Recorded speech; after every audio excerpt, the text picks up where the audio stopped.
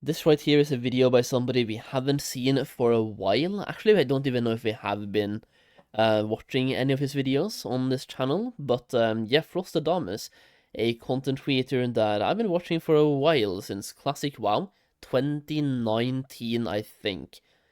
Either way, why Blizzard might ruin TBC Anniversary?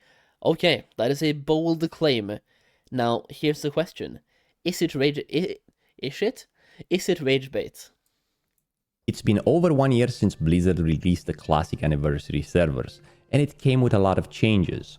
Dual spec, easy rank 14 grind, gold DKP ban, shorter timeline, and I think enough time has passed to look back and analyze if Blizzard made the correct changes and to look further into the future and predict if Blizzard are making the correct choices now for the health of TBC Anniversary.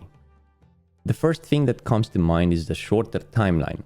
Original Vanilla had a timeline of slightly over 2 years and TBC Anniversary slightly over 1 year. Although the loot table was the same, 40 sweaty nerds going into a raid fighting for 2 drops per boss. Actually, how much faster... Because Anniversary was supposed to be a sped up cadence. I honestly don't feel like it is super sped up. People say it's slightly over a year, but I mean, when did Anniversary even come out? Wasn't it like, was it November or October last year? If I go over here right now and let me just try to Google here. Classic WoW. And surely it was November 2024. I was going to say 2015. I don't know why that one. Like 2025, 2024. Classic Anniversary release date. It was November 21st, 2024. So, December, January, and we're probably looking at February. So, 1 year and 3 months. So, 15 months. How long did the Classic WoW Vanilla last? Because wasn't that like 1.5 years? Classic WoW Modern 2019... Burning Crusade Classic 2021. I guess maybe it was closer to 2 years. Probably. We went from 1 year and let's just say 1 year, 8 months. I think that is kind of correct. 1 year, 8 months to 1 year and 3 months. So we cut out 5 months. Cool. I kind of wish it was faster. I feel like we should have had TBC pre-patch in December. It also, because we don't really have anything to play right now. If you're a Classic Andy, December sucks. Unless you really, really, really, really love Naxxramas, December really sucks. There's not really that much to do. And, well, yeah, Throne of Thunder, wow, Mist of Pandaria. Yeah, I'm happy for the 10 people that still play. And most of the time, is he gonna be in the bottom... bro, he's changing from bottom left to bottom right. And here he's in both bottom left and bottom right. God damn it, bro. I'm just gonna go... I'm gonna go top left, okay? Yep. There we go. and people not getting what they want. On my mage, for example, I still missed the Mind Quickening gem, and a lot of people didn't manage to complete their Thunder Furies. I don't even want to talk about Atish. Yo, look at this guy, man. Of course, using a clip where he's topping DPS. Yeah, buddy. Mage Chad. Warriors suck. Mage number 1. Warrior bad. As in Naxxramas runs, probably 1, maximum 2 members will complete an Atish. This if they have a good run, if they clear all the bosses all the week, and so on. One thing that Blizzard should look into for the future for TBC, since TBC will probably have a shorter timeline as well, is to kind of like look a bit at the loot table. Either increase it not by too much, 50% or something, so people can get their trinkets, can get their mounts from Tempest Keep, or even their Warglaives. Bro went from not too much to 50%. Damn. I agree that they should increase it, but give it like 1 more piece of loot per boss or something. From Black Temple. Changes have consequences. The modifying of the rank 14 system was definitely something that had huge impact on overall PvP. Everyone and their grandma are running in Stormwind and Orgrimmar with High Warlord and Grand Marshal gear, and all you had to do for it is semi-AFK in Alterac Valley for about 200 hours. That made an impact to other battles. And just imagine how this is going to impact Classic Era, by the way. Because now all of these guys with rank 14, I know a lot of people now that we know that you can't copy to both Classic Era and TBC. What they are doing is transferring their rank 14 warriors to Classic Era, and they are re-leveling a new warrior for TBC. And why wouldn't they? I would do the same thing. Battlegrounds such as Arati Basin and Warson Gulch. Basically, something that was really iconic to Classic, running in Stormwind with a Defiler's Tabard or a Warson Gulch Tabard, was something that people kind of looked up to because it was really hard to get those reputations to Exalted and get the rewards from there. Nowadays, those battlegrounds are nowhere to be found. They're a graveyard. You queue for them, you wait for an hour, they don't even pop. And it was the same for almost the entirety of Classic Anniversary. In TBC, they will have some modifications to the PvP systems. Hopefully they calculate it well and make sure this doesn't happen for TBC, because I think it's a really iconic and nice part of the game. All they had to do in Classic was probably to increase the reputation for AB and Warson Gulch and the honor gain in such a way that they would make it on par with Alterac Valley. The Gold DKP ban was something. Yeah, they probably should have done something to make other battlegrounds competitive as well, and give the same amount of honor points. They could even just like increase the honor you got when doing objectives in Alterac Valley or Warzone Gulch. So whenever you cap a flag, you get way more honor points than you do right now, or capping a base in Arathi Basin. I don't know, like simple tweaks would really make other battlegrounds worth doing. I just think the Classic WoW dev team is too scared to do those changes, and also they don't really have the incentives to. When I look at Classic WoW, pretty much everything they're doing is minimal effort, maximum reward. So the effort that they do put in is usually something that has been decided from the top, like people on top, to make more money. Like introducing a paid level boost, and just think about anything money-wise. If we get WoW token in TBC as well, those things, where you make effort, but you are being paid 10 times over for it. And it sucks. Like, make some more meaningful changes, especially to PvP. I mean, I know somebody, I know someone, and you know this person as well, who got banned for AFKing in Alterac Valley. I know multiple people that are streamers that also got banned for AFK in Alterac Valley, because that was like the best way to rank up. So they had multiple accounts, they played one on stream, and they had another one AFK in Alterac Valley to get rank 14. Because that was the best way to rank up, just do Alterac Valley. Doesn't matter if you're doing an actual PvP or not, you just AFK there, that's all you do. It's all about the hours and being in the right place. That a lot of people from the community subscribed to. And Blizzard did it. Gold DKPs were banned for Anniversary. This alienated a lot of people from Anniversary to Classic. Don't tell me you're another GDKP, Andy, man. Oh, like for me, I don't really mind, by the way, if they ban or don't ban GDKPs. Like, do whatever at this point, it's okay. But the amount of people that are pro GDKPs who is just like, oh, Classic WoW is dead without GDKPs. TBC is dead on arrival without GDKPs. There's gonna be 10 people playing because the GDKPs solves everything. I'm tired of it, man. Like, if you enjoy the GDKPs, I'm happy for you, but if you think the game is dead without GDKPs, I'm sorry. You are delusional. The game is far from dead.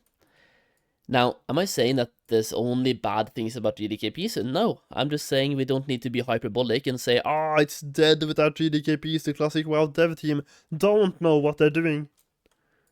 Era, and I think it's going to be something that will happen in the future in TBC, as a lot of people are copying their characters to Era just to be able to do Gold DKPs again. There were a lot of threads on Reddit with bring back Gold DKP, please, but a lot of people are against it. Let's see if this was a good change. Now, people tried to make another Gold DKP with Black Lotus, as Black Lotus was the most valuable item at that point, and they would bid for items with Black Lotus. Oh yeah, people have been doing what I want to call illegal, but like loophole GDKPs as well right now on Classic Anniversary, which really... like Blizzard has been allowing this for the longest time, by the way, and they did just ban one huge guild on Anniversary that was doing this. It's either you pay with Black Lotus for items, or you pay with flasks for items, or you simply pay for extra soft reserves and hard reserves. There's just another way to do GDKPs. The only thing is, the way it is being done right now is way more scummy, because technically, according to somebody who spoke to CS and everything, that's allowed. Like, you can actually sell the soft reserves, but you're not allowed to divide the loot afterwards, or like the divide the gold. So basically, one-man GDKPs, one raid leader can technically sell a loot. Technically, in a weird loophole way.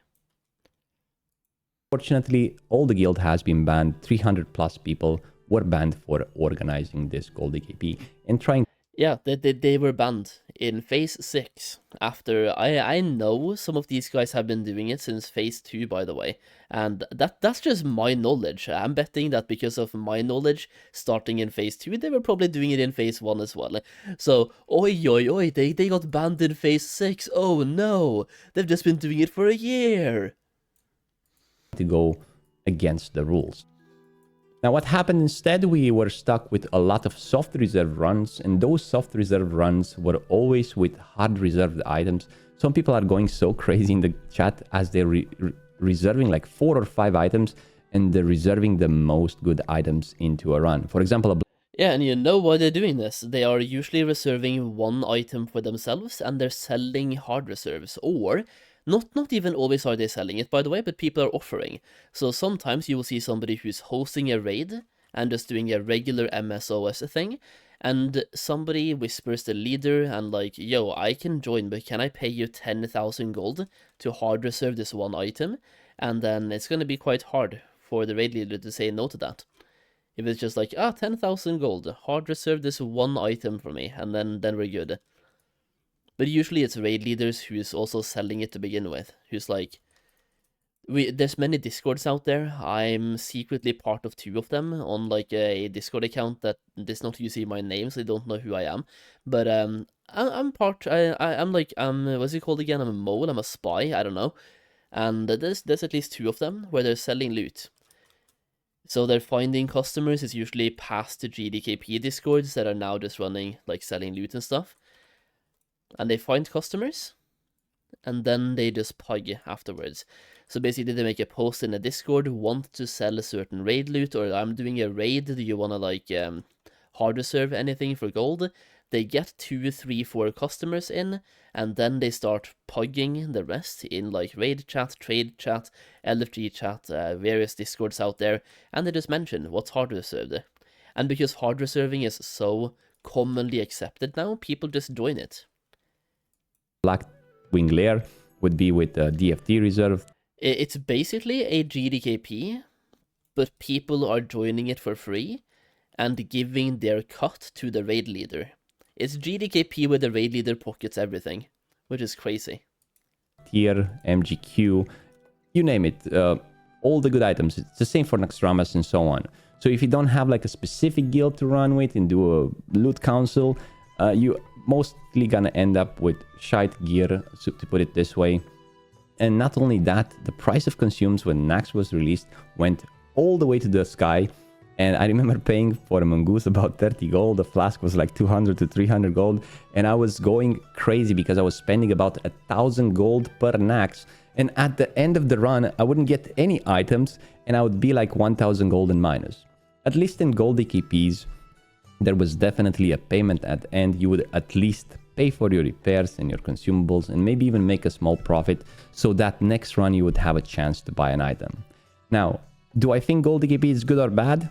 I don't know. I want you to tell me in the comments down below what you think about it. But I don't think gold DKP is a bad system at its core.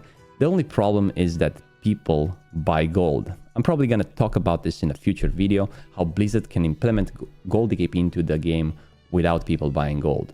Now let's move to the next one.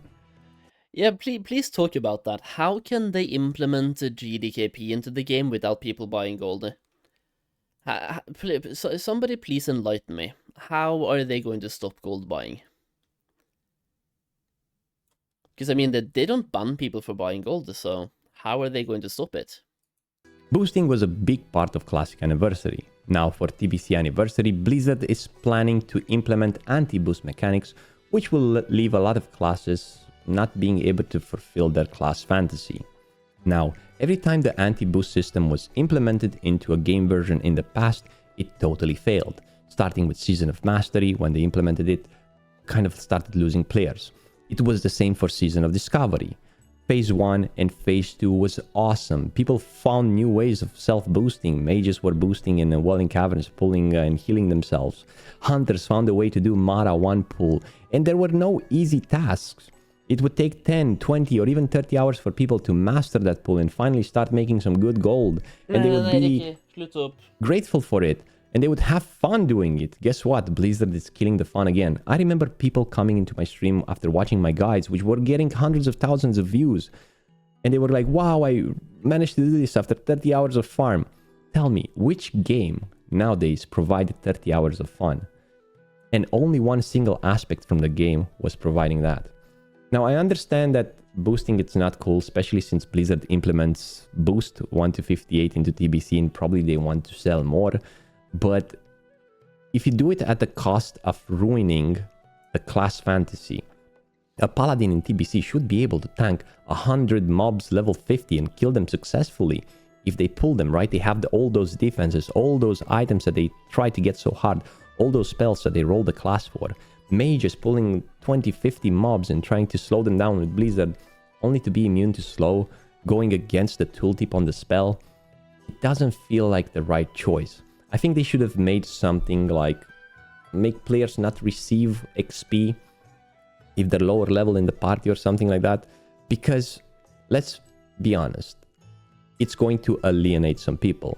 And then if you add other things together, you're gonna have less and less people on the server.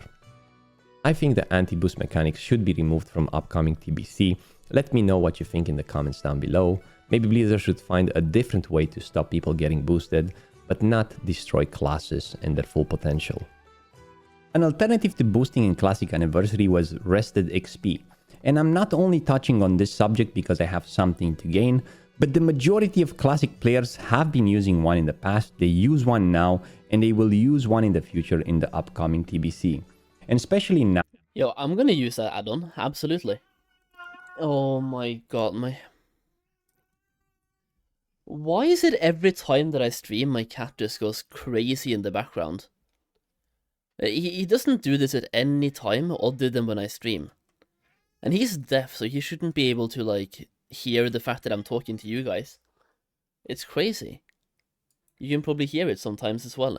But what I was gonna say is I'm gonna use Rested XP as well, and especially now that Mage boosting and Paladin boosting is looking to be, number one, very much more difficult, and number two, maybe not even possible. I'm probably gonna have to use this add-on even more and level even more. To be fair, I love leveling in TBC, I think it's a great expansion to level in, only beaten by Wrath. So, I don't really mind that. Having to do some quests? Cool. I can even incorporate some of the attunements into the questing as well. Speaking of which, when you do the attunements on your main in TBC Anniversary, it's going to be like an account-wide unlock, so that's kind of cool. And also, another reason to have Rested XP, because I also have something to gain from it, but also because in TBC Anniversary, on your alt, you can get a key from your main to unlock heroic dungeons. So you can skip the reputation grind because your alts only have to be friendly. So this, for example, means that you can level way more from questing, and you can skip the whole dungeon farming grind on your alts. So even more questing. Yeah, dude, let's go. Now with the anti-boost mechanics being implemented into the game, and Blizzard adding expensive 1 to 58 boosts in the cash shop, the use of this guide will only go higher.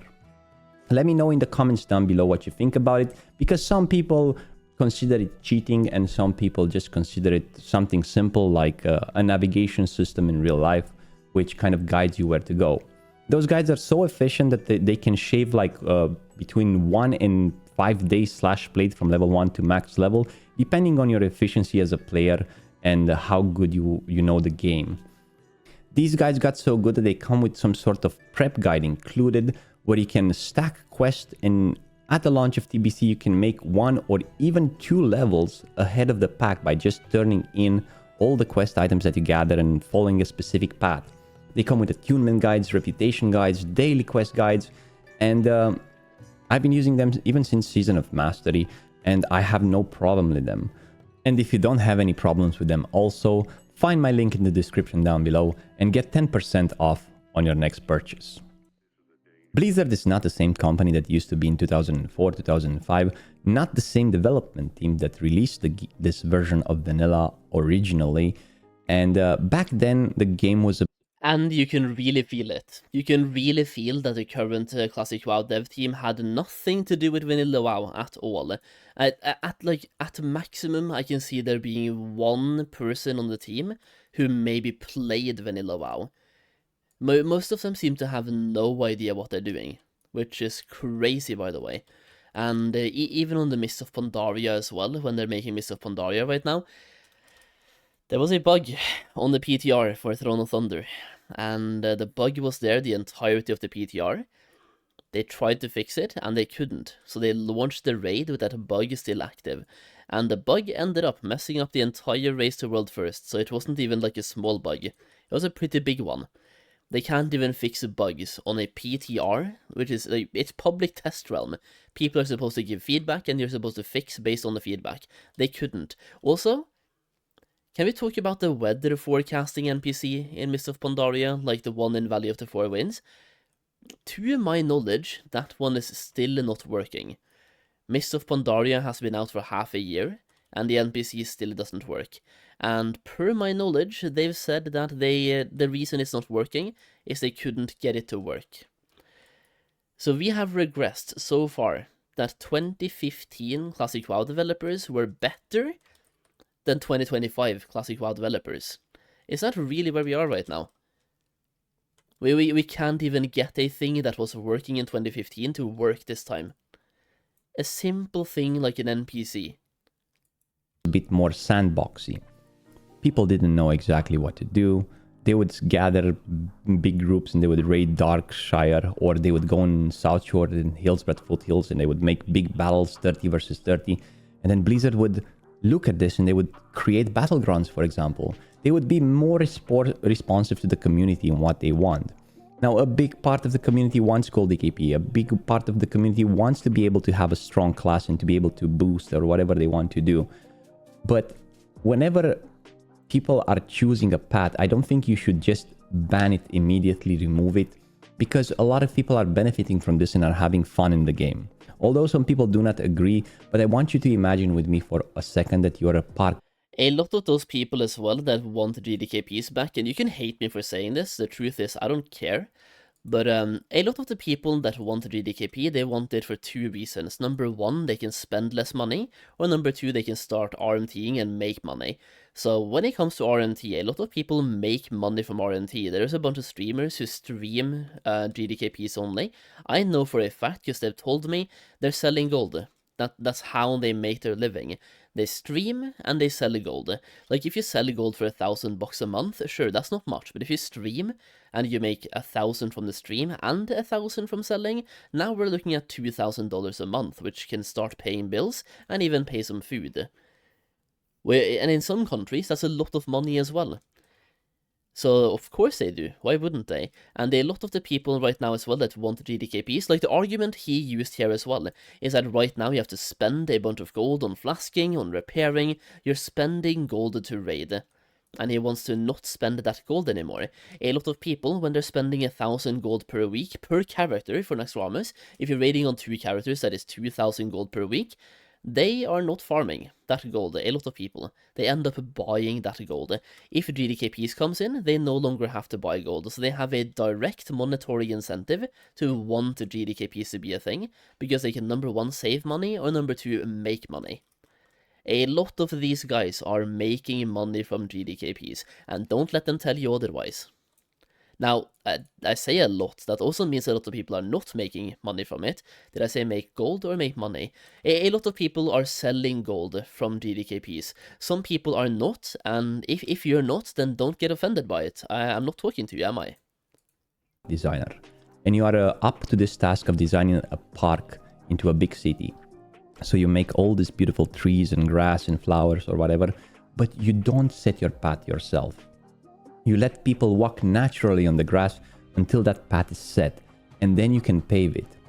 This is how game development should work.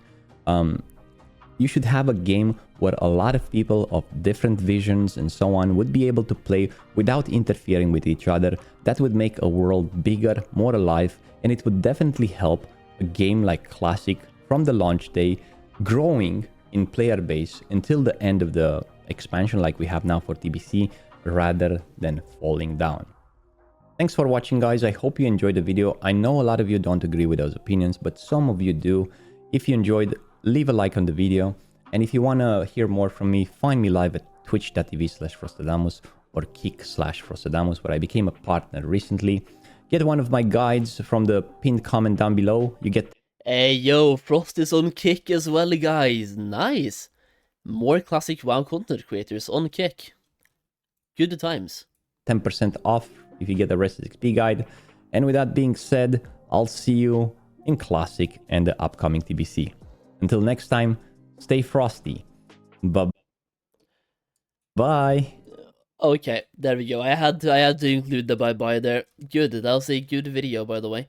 A good video with some hot takes. I don't agree with all of them, but that's okay. We are allowed to look at things differently, and we're allowed to not like the same things in the game, and that's completely cool. I do think it was a good video still, though. A very good video with some very good, like, topics that needs to be talked about and needs to be talked about more. Now, where I stand on TBC is that I still want it to be a no GDKP thing, but, and I will say a but here, I want there to be a TBC era after TBC anniversary, and I want the GDKPs to be allowed on TBC era. That way we always put a distinguishment between anniversary servers and era servers, where era servers are allowing GDKPs, and the ongoing progression ones do not allow it. It would also be a perfect way to make everybody happy, basically, because the thing is, if people want GDKPs, like since 2019, in OG TBC, we had the GDKPs.